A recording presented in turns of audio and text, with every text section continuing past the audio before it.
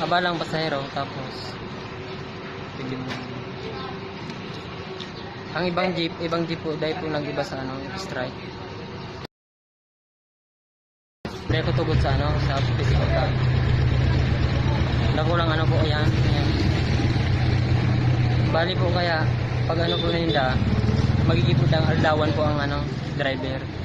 Dakula pong kawaran kan driver, dakulang kawaran sa ibang konduktor, ay ang konduktor, mawaran konduktor.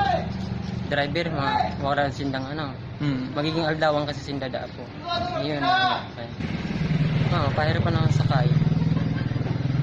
Mawawara pong si mga harayo pong lugar po, baka dahil na po kaya abutin kang electric po. Ayan. Oo sir, tutol talaga kami sa peace out kasi unang-una, hindi lang naman ako nag-iisang driver. Lahat kami mawala ng hanap buhay. Tapos yung sabing nagpasada kami, kasi may order yung presidente namin na magpasada kami ngayon araw kahit kaunti lang kami. Yun ang sabi sa amin. Pero kung nagsabi ang presidente namin na huwag kayong magpasada sa araw na to, susunod kami, walang magpapasada dahil.